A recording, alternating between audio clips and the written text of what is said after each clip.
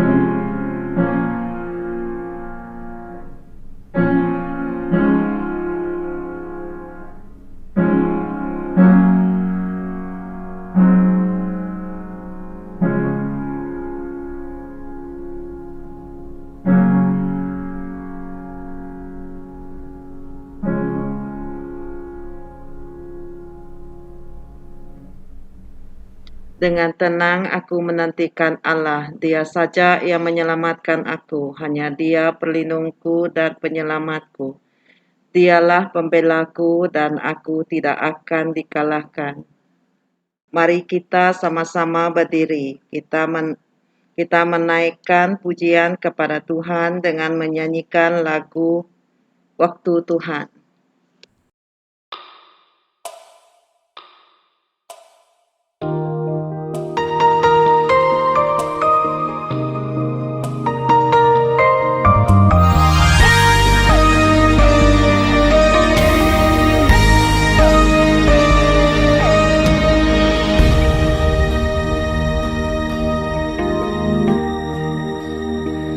Bila kau izinkan sesuatu terjadi,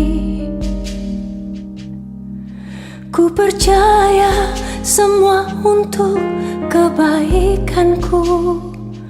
Bila nanti telah tiba waktumu, ku percaya kuasa-Mu memulihkan hidupku. Waktu Tuhan pasti yang terbaik, walau kadang tak mudah dimengerti.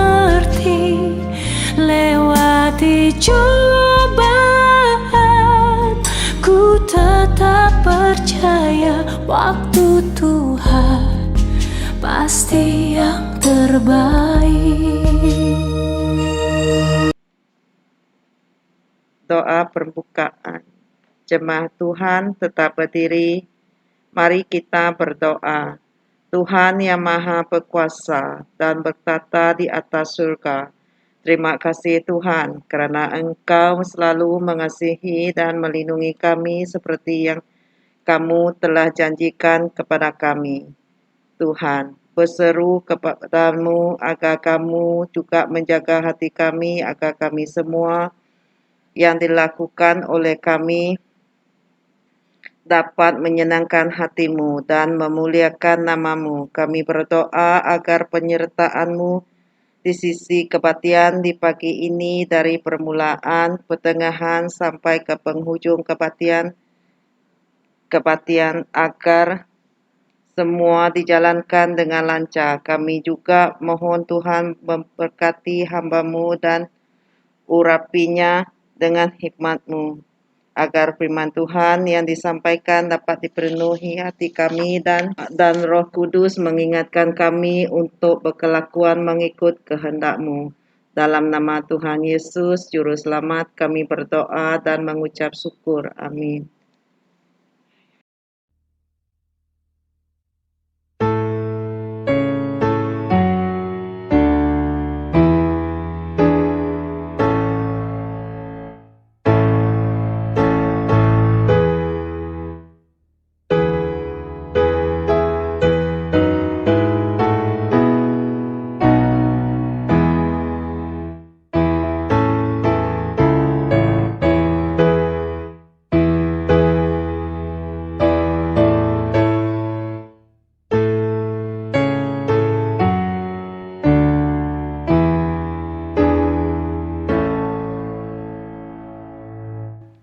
Jemaat Tuhan, kita tetap berdiri. Mari kita sama-sama berdoa dengan melafazkan doa kami.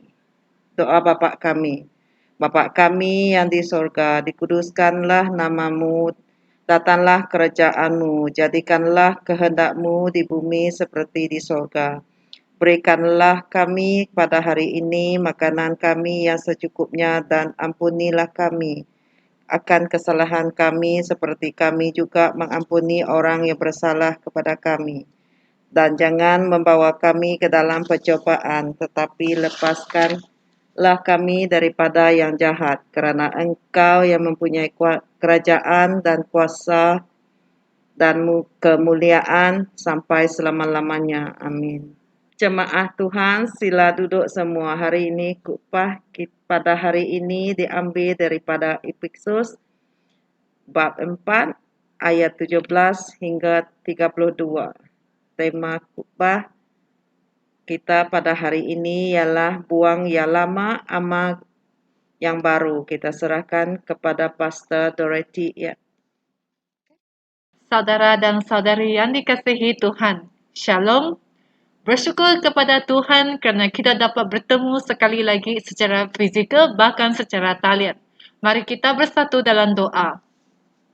Tuhan yang berkuasa dan bertata di atas syurga, saat ini kami datang ke hadirat-Mu untuk mendengar firman-Mu. Kami mohon penyertaan Roh Kudus bersama kami. Siapkan hati dan fikiran kami untuk menerima firman-Mu. Mohon Tuhan berkati hamba-Mu dan urapinya dengan kuasa-Mu untuk sampaikan firman-Mu. Dalam nama Tuhan Yesus kami berdoa. Amin. Saudara dan saudari, mari kita buat sikit ulang kaji tentang firman Tuhan yang disampaikan pada minggu yang lepas, di mana kita belajar bahawa Rasul Paulus yang menasihati kita yang sebagai seorang pengikut Kristus. Kita haruslah berpadanan dengan panggilan itu, serta diminta untuk memiliki sifat-sifat seperti rendah hati, lemah lembut, sabar, bertolak ansur satu sama lain dalam kasih, dan berusaha untuk memelihara perpaduan dalam roh dengan ikatan sejahtera.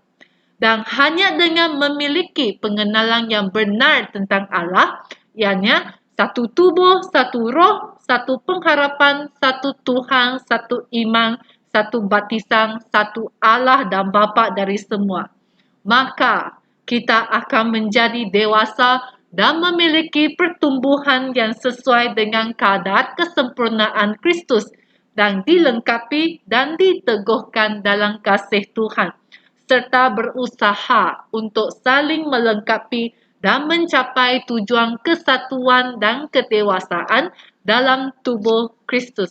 Nah, saudara dan saudari, oleh itu, kita bukan lagi berupa kanak-kanak kerana kita telah pun dibebaskan dari penindasan dosa oleh Yesus Kristus untuk bertumbuh dalam segala hal ke arah Kristus sebagai kepala dalam gereja.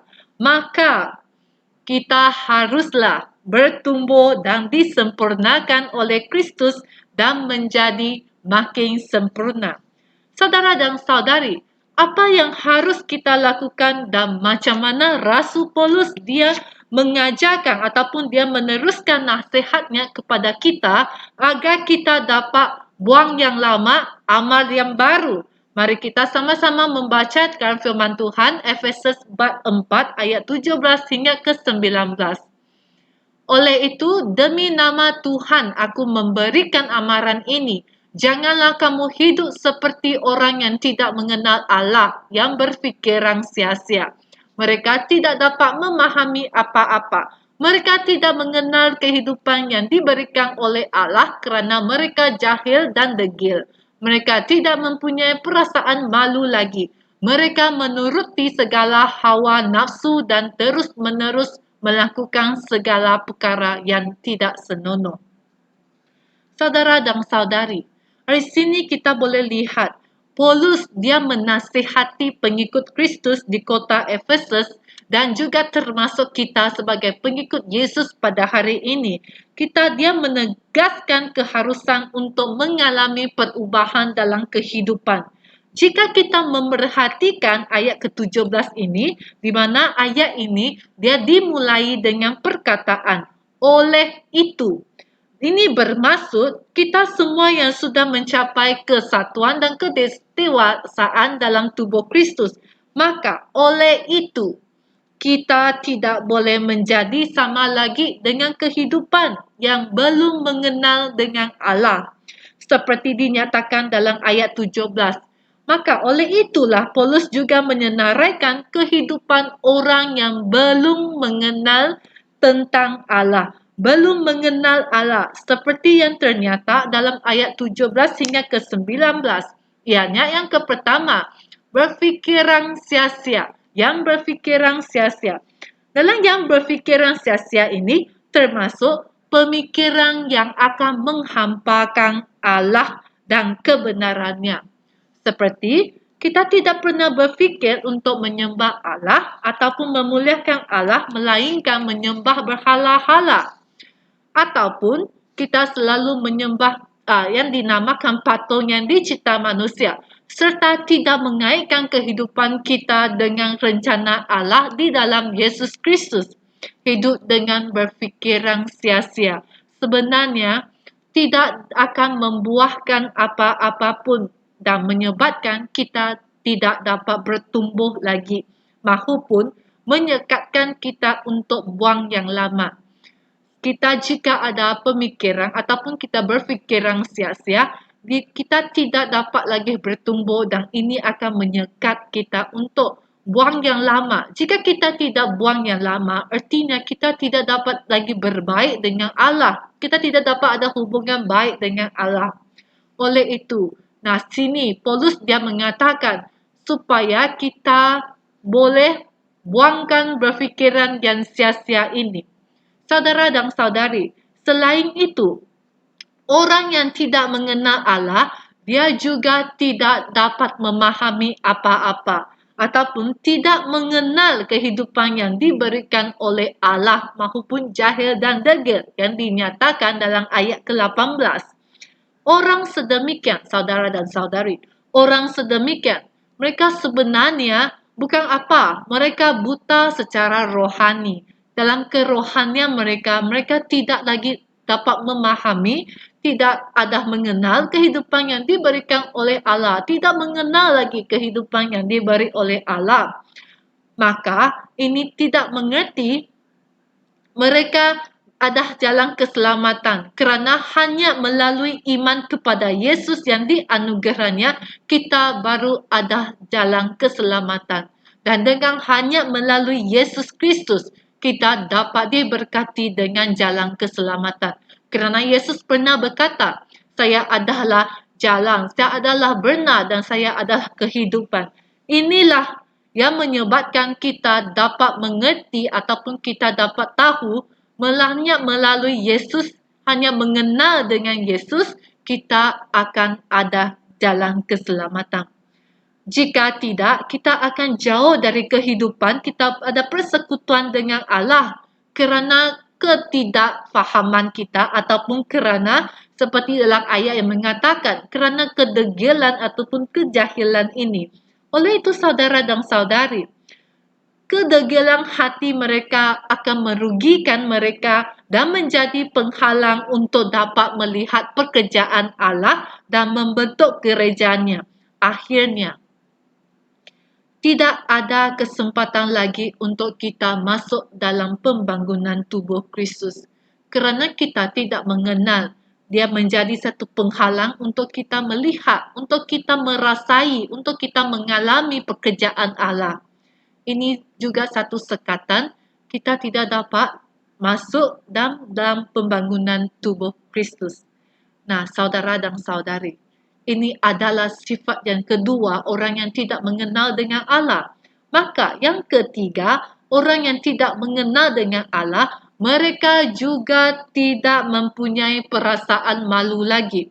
Mereka menuruti segala, mereka mengikuti hawa nafsu sendiri dan terus-menerus melakukan segala perkara yang tidak senonoh. Ini bermaksud dalam hati nurani orang sedemikian itu, dia adalah Hati nurani dia sudah mati. Dia tidak lagi peka dengan dosa serta tidak berasa malu apabila melakukan dosa. Akibat bagi orang ini, mereka hidup dalam hawa nafsu sendiri. Seperti yang selalu kita dengarkan. SPM, ini bukan peperiksaan SPM yang diduduki oleh tingkatan 5. SPM ini adalah yang pertama, seks adalah seks. Ataupun P, power, kuasa. Dan 3, money, kaya. Kita akan jatuh ke dalam hawa nafsu ini, kita akan jatuh ke dalam percobaan ini, dan inilah akan merosak rencana Allah terhadap manusia. Jika kita tidak dapat mengawal nafsu kita, kita senang jatuh ke dalam percobaan ini kerana kita tidak mempunyai perasaan malu lagi. Dan inilah puncanya tidak mengenal dengan Allah. Oleh itu, kita akan senang jatuh ke dalam percubaan ini. Nah, saudara dan saudari, ini adalah sifat-sifat orang yang tidak mengenal dengan Allah. Tetapi oleh itu, Paulus dia menasihatkan jemaat Efesus dan juga kita yang hari ini sebagai pengikut Kristus. Kita jangan adalah seperti perangai yang disebutkan tadi. Kita jangan adalah kedegilan hati dengan menolak nasihat dan teguran firman Tuhan. Ini kerana pembaharuan fikiran tidak dapat terjadi dengan kemampuan sendiri. Pembaharuan fikiran tidak akan terjadi dengan kemampuan diri sendiri. Kita memerlukan Roh yang kudus. Roh Kudus yang memberikan kita kemampuan untuk mengubah fikiran sesuai ukuran yang ada pada Kristus.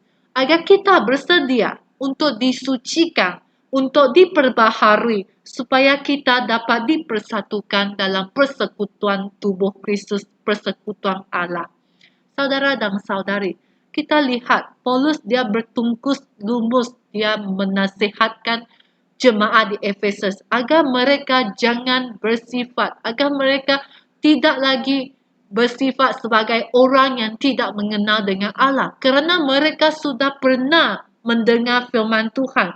Nah, mengapa Paulus dia berusaha mendorong jemaat di Efesus agar mereka dapat meninggalkan hidup yang lama dan memiliki hidup yang baru dalam Kristus? Ini kerana orang jemaat di Efesus, mereka sudah telah mengenal Allah seperti yang dinyatakan dalam Efesus bab 4 ayat 20 hingga 24. Mari kita sama-sama membacakan ayat ke-20. Bukan itu yang kamu pelajari tentang Kristus. Kamu tentu sudah diberitahukan tentang Dia. Sebagai pengikutnya, kamu telah menerima ajaran benar tentang Yesus. Oleh itu, buanglah cara hidup yang lama yang menyebabkan kamu berkelakuan seperti dahulu. Cara hidup itu membinasakan kamu kerana kamu dikuasai keinginan yang menyesatkan. Hati dan fikiran kamu haruslah diperbaharui seluruhnya. Saudara dan saudari, pengenalan tentang Kristus adalah berkekalan. Kita bukan hanya sekarang kita mengenal tentang Kristus, oh setakat ini sudah cukup. Tetapi pengenalan tentang Kristus adalah berkekalan. Kita haruslah berkekalan berterusan untuk memahami, pelajari tentang Kristus melalui Alkitab, melalui firman Tuhan. Baru kita dapat terus-menerus untuk pelajari tentang Kristus. Baru kita dapat mengenal tentang Kristus dengan berkekalan. Dan harus menjadi praktik dan pengalaman dalam kehidupan kita. Inilah baru artinya kita mengenal, mendengar dan menerima pengajaran tentang Kristus.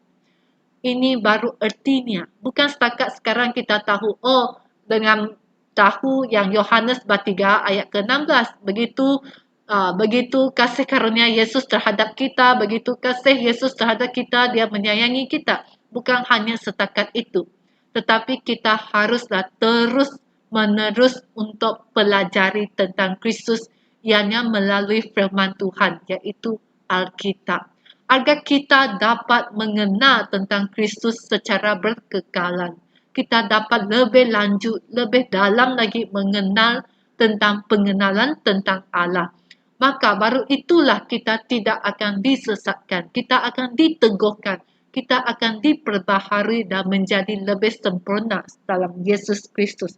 Oleh itu saudara dan saudari, dengan tegas Paulus dia mengatakan dan menasihati jemaat di Efesus agar mereka tahu bahawa, bukan itu yang kamu pelajari tentang Kristus. Kamu sudah pelajari, kamu sudah tahu pengenalan tentang Allah. Kamu sudah menerima firman-Nya. Dan inilah sudah diberitahukan tentang dia dan telah menerima ajaran benar tentang Kristus. Oleh itu, sekali lagi, Paulus mengatakan, oleh itu, ini kata-kata penting dalam firman Tuhan pada hari ini. Oleh itu, jika mereka sudah menerima ajaran benar tentang Yesus, oleh itu, kehidupan mereka haruslah berpadanan dengan status mereka yang baru di dalam Kristus, mulai dari buanglah cara hidup yang lama. Seperti dinyatakan dalam ayat ke-22, haruslah buanglah cara hidup yang lama. Saudara dan saudari, menurut nasihat Paulus, dia sebenarnya terdiri daripada 2 prinsip dalam buanglah cara hidup yang lama dan boleh dikategorikan kepada 2 prinsip. Yang pertama, kita buanglah cara hidup yang lama bukan sekadar perubahan lahiriah, tetapi perubahan yang terjadi di dalam, yaitu di dalam hati kita, di dalam isi hati kita. Bukan secara kita perubahan di luaran, tetapi yang akan berasaskan, yang bermula, yang perubahan dari dalam hati kita. Itu sebabnya Paulus dia melanjutkan di dalam ayat ke-23, ianya haruslah dibaharui di dalam roh dan pikiranmu secara seluruhnya. Dengan sini ayat ini mengatakan bahawa perubahan itu terjadi di dalam diri kita dan inilah merupakan karya Allah yang mengubahkan diri kita. Kita tidak mampu untuk mengubah diri sendiri kecuali dengan kuasa Roh Kudus, dengan karya Allah baru kita ada dapat perubahan dalam diri kita.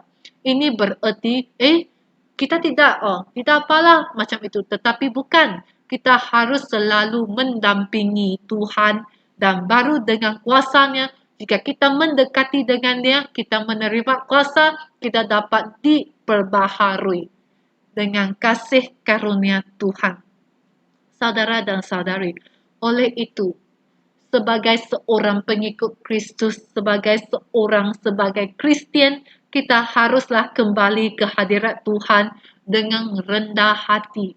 Dengan rendah hati kita datang ke hadirat Tuhan, kita minta Tuhan bersihkan, ampunkan dosa kita agar rencana Tuhan terhadap kita dapat tercapai. Bila kita rendah hati datang ke hadirat-Nya. Itulah Tuhan yang perkara yang menyenangkan hati Tuhan. Nah, prinsip yang kedua, kita buanglah cara hidup yang lama bukan sekadar tidak melakukan yang buruk, tetapi haruslah melakukan seturut dengan apa yang Tuhan ingin, yang menyenangkan hatinya. Ini kerana kemungkinan ada orang mereka betul-betul tidak melakukan perkara yang buruk. Jika kamu tanya, saya tidak bunuh orang, saya tidak ada menganiaya orang. Tetapi juga tidak melakukan apa yang semestinya dilakukan. Apa yang perkara yang menyenangkan hati Tuhan. Walaupun dia tidak melakukan perkara yang buruk, tetapi dia juga tidak melakukan apa yang Tuhan ingin untuk menyenangkan hati Tuhan. Sebagai contohnya, mungkin ada orang yang tidak berselingkuh, tetapi juga tidak melakukan tanggungjawab dia sebagai seorang suami ataupun isteri, sebagaimana yang diperintahkan Tuhan. Yang Tuhan kehendaki sebenarnya adalah bukan hanya tidak berselingkuh, tetapi juga menjalankan peranan dan tanggungjawabnya seperti yang Tuhan ditetapkan. Ini satu contohnya. Bukan kita kata, saya tidak curang. Tetapi adakah sebagai seorang suami atau mau isteri, kamu ada menjalankan tanggungjawab mengikut peranan yang seperti Tuhan tetapkan? Itu juga satu. Ini adalah prinsip yang kedua, di mana bukan sekadar tidak melakukan yang buruk, tetapi haruslah melakukan seturut dengan apa yang Tuhan ingin untuk menyenangkan hatinya. Nah, saudara dan saudari, begitulah cara untuk kita buang yang lama. Kita bukan perubahan daripada lahiriah, tetapi kita harus berubah terjadi di dalam isi hati, terjadi di dalam hati kita. Jika kita ada perubahan di dalam hati kita diperbaharui, kita dapat ada perubahan yang terjadi di dalam. Yang kedua, kita bukan sekadar tidak melakukan yang buruk, tetapi haruslah melakukan apa yang dapat menyenangkan hati Tuhan. Ini adalah prinsip untuk kita buanglah yang lama. Oleh itu saudara dan saudari, bagi Paulus, nasihatnya bukan setakat buang yang lama, tetapi sebagai seorang pengikut Kristus yang berpadanan dengan panggilan itu, kita seharusnya amalkan yang baru. Kita bukan hanya buang yang lama, tetapi kita haruslah amalkan yang baru. Oleh itu, macam mana untuk mengamalkan cara hidup yang baru? Mari kita sama-sama membacakan Efesus bab 4 ayat 24 hingga ke 32. Ayat 24. Hendaklah kamu hidup seperti manusia baru yang diciptakan menurut rupa Allah. Dengan demikian, orang dapat melihat bahawa kamu mengamalkan hidup yang menyenangkan hati Allah dan yang suci. Oleh itu, kamu tidak boleh berdusta lagi. Kamu harus mengatakan yang benar kepada saudara-saudara seiman kerana kita semua anggota tubuh Kristus. Jika kamu marah, janganlah biarkan kemarahan itu menyebabkan kamu berdosa. Janganlah marah sepanjang hari. Janganlah berikan peluang kepada iblis. Orang yang biasa mencuri mesti berhenti mencuri. Mereka harus mula bekerja untuk mencari nafkah dengan jujur sehingga dapat menolong orang miskin. Janganlah gunakan kata-kata kotor dalam percakapan kamu. Gunakanlah kata-kata yang membina dan memberikan pertolongan, supaya apa yang kamu katakan mendatangkan kebaikan kepada mereka yang mendengarnya. Ayat 30, janganlah sedihkan roh Allah. Jika kamu memiliki roh Allah, hal itu menunjukkan bahawa kamu milik Allah. Roh itu jaminan bahawa hari pembebasan akan tiba bagi kamu. Janganlah berdengki, geram, dan marah. Jangan lagi bertengkar dan memfitnah orang. Jangan lagi benci sesiapapun. Sebaliknya, hendaklah kamu baik hati, saling berbelas kasihan, dan saling mengampuni sebagaimana Allah telah mengampuni kamu melalui Kristus. Saudara dan saudari, hendaklah kita hidup seperti manusia yang baru kerana kita diciptakan menurut rupa Allah. Kita dicipta, kita ada rupa seperti Allah. Oleh itu, kita haruslah mengamalkan hidup yang menyenangkan hati Allah dan yang suci.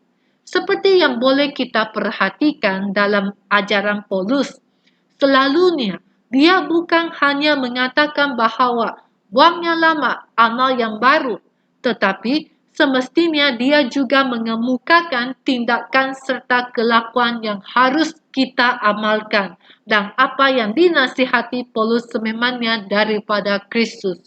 Ini kerana Paulus dia sendiri sudah pernah mengalami pembaharuan dalam dan mempunyai pengenalan yang benar tentang Allah. Menurut Efesus bab 4 ayat 25 hingga ke 32, di sini ternyata dan juga tersenaraikan 7 tindakan serta kelakuan yang harus kita amalkan jika kita ingin amalkan kehidupan yang baru. Yang pertama, jangan berdusta dan haruslah mengatakan yang benar kepada saudara-saudara seiman kerana kita semua anggota tubuh Kristus. Oleh itu jangan bohong. Kita harus menyatakan yang benar kerana dalam kita semua anggota dalam tubuh Kristus. Hanya ini kita dapat bersatu jika kita tidak lagi berdusta dengan saudara-saudara seiman. Kedua, janganlah biarkan kemarahan itu menyebabkan kamu berdosa. Jika kamu marah, jika kita marah, janganlah marah sepanjang hari. Janganlah berikan peluang kepada iblis. Di sini ternyatalah jika kita marah, janganlah biarkan kemarahan itu menyebabkan kita berdosa. Saudara dan saudari, yang ketiga, jangan mencuri lagi. Malahan kita haruslah mula bekerja untuk mencari nafkah dengan jujur serta beramanah sehingga dapat menolong orang yang miskin. Kita bekerja secara jujur, kita dapat amanah, kita dapat menolong juga orang yang miskin. Ini juga salah satu kehidupan yang harus kita amalkan untuk mendapat kehidupan yang baru. Keempat, janganlah gunakan kata-kata kotor dalam percakapan kamu. Gunalah kata-kata yang membina dan memberikan pertolongan supaya apa yang kamu katakan dapat mendatangkan kebaikan kepada mereka yang mendengarnya. Seperti dalam ayat 29. Yang kelima, janganlah sedihkan roh Allah. Jika kamu memiliki roh Allah, hal itu menunjukkan bahawa kamu sudah milik Allah. Roh itu jaminan bahawa apabila hari pembebasan, dia akan tiba bagi kamu. Ini bermaksud Roh Kudus yang diam dan hidup dalam diri orang yang percaya dan bersandar penuh dengan Kristus. Dia akan menyertai kita agar kita akan peka dengan dosa dan melakukan perkara yang menyenangkan hati Allah, serta Roh Kudus akan menjadi jaminan kepada kita agar kita menjadi miliki Kristus sampai Tuhan datang kedua kali. Jika kita ada Roh Kudus yang berdiam dengan kita, kita dapat jaminan bahawa kita sudah menjadi milik Kristus dan Dia akan datang untuk menjemput kita apabila Dia datang kedua kali nanti. Yang keenam, janganlah berdengki, geram dan marah. Jangan lagi bertengkar dan memfitnah orang. Jangan lagi benci sesiapa pun. Ini termasuk juga jangan membuat saksi palsu terhadap seseorang. Ini ialah memfitnah juga. Ini ialah salah satu memfitnah dan menganiayai juga. Yang ketujuh, hendaklah kamu baik hati, saling berbelas kasihan dan saling mengampuni. Sebagaimana Allah telah mengampuni kamu melalui Kristus. Saudara dan saudari, ini adalah 7 kelakuan ataupun tindakan yang disenaraikan oleh Rasul Paulus agar kita dapat buang yang lama dan amalkan yang baru. Nah, saudara dan saudari, Tuhan Yesus yang telah menyelamatkan kita, Dia akan sentiasa menyertai kita dalam proses pertumbuhan dan juga proses kedewasaan kita. Kerana hanya dengan ada pengenalan yang benar tentang Yesus Kristus, kita dapat mengenali serta peka dengan dosa diri sendiri. Kita tidak berkemampuan. Memang kita tidak berkemampuan untuk bertindak sendiri. Oleh itu, kita haruslah bersandar terus kepada Allah, bersandar terus kepada Tuhan, bersandar terus kepada Yesus, berseru kepadanya agar kita boleh berjuang terus, agar kita dapat buang yang lama dan amal yang baru. Semoga Tuhan memberkati kita semua. Jemaat Tuhan, sila berdiri semua. Mari kita berdoa dalam doa iman rasuli untuk meneguhkan kepercayaan kita dalam iman. Aku percaya kepada Allah Bapa yang Maha Berkuasa, Khalik langit dan bumi, dan kepada Yesus Kristus, anaknya yang tunggal Tuhan kita, yang dikandung daripada Roh Kudus, lahir dari anak darah Maria yang menderita sengsara di bawah perintah Pontius Pilatus disalibkan mati, dikuburkan, turun ke dalam kerajaan maut. Pada hari yang ketiga bangkit pula daripada antara orang mati, naik ke sorga, duduk di sebelah kanan Allah, Bapa yang Maha Berkuasa, dan dari sanalah akan datang untuk menghakimi orang yang hidup dan yang mati. Aku percaya kepada Roh Kudus, gereja yang kudus dan am, persekutuan orang kudus, pengampunan dosa, kebangkitan tubuh dan hidup yang kekal. Amin.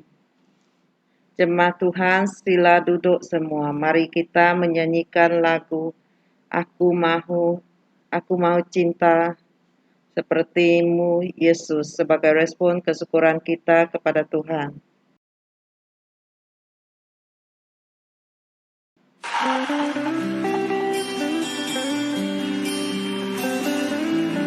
Kami cinta Engkau, Tuhan.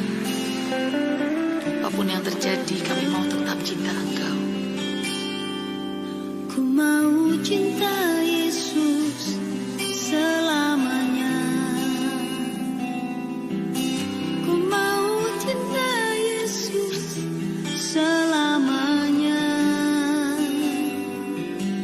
Meskipun badai silih berganti dalam hidupku, ku tetap cinta Yesus selamanya. Ku mau cinta Yesus selamanya. Ku mau cinta Yesus selamanya. Meskipun badai silih berganti dalam hidupku, ku tetap cinta Yesus selamanya. Ya Bapa, Bapa, ini aku anakmu, layakkanlah seluruh hidupku. Ya Bapa, Bapa, ini aku anakmu, pakailah sesuai dengan rencanamu.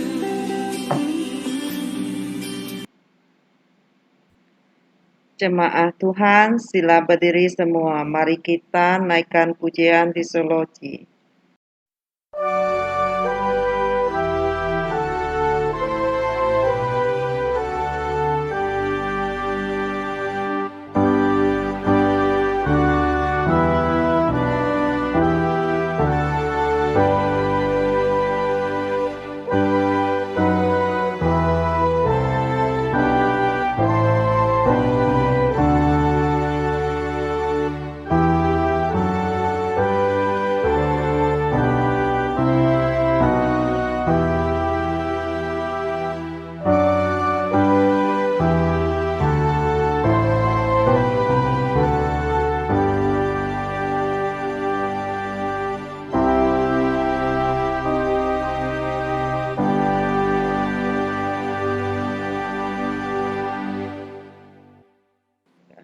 Jemaat Tuhan tetap berdiri. Mari kita naikkan pujian dengan menyanyikan lagu Pengutusan.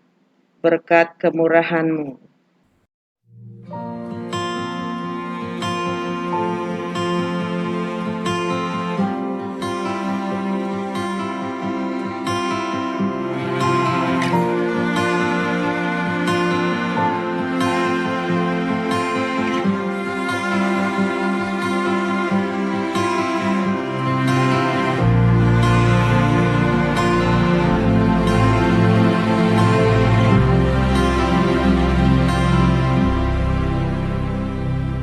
Kau hiasi kehidupanku dengan kemurahan-Mu.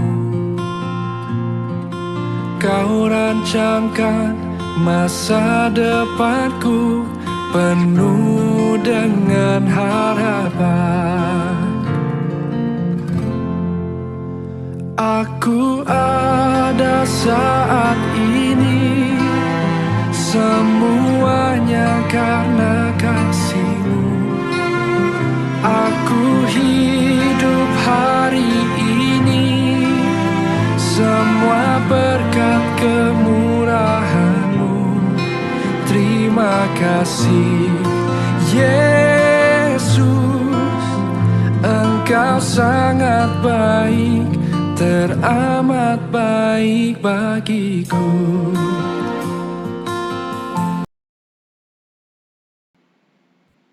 Jemaat Tuhan, tetap berdiri semua. Mari kita menyebut Pastor Dorothy untuk menyampaikan doa berkat dari Tuhan. Mari kita berdoa bersama-sama.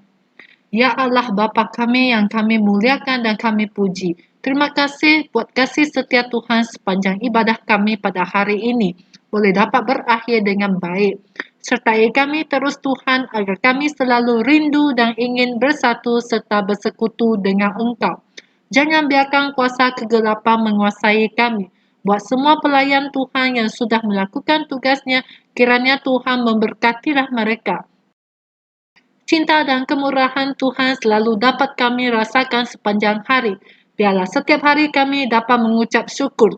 Tuhan memberkati engkau dan melindungi engkau. Tuhan menyinari engkau dengan wajah-Nya dan memberi kasih karunia. Tuhan menghadapkan wajah-wajah kepadamu dan memberi engkau damai sejahtera. Amin.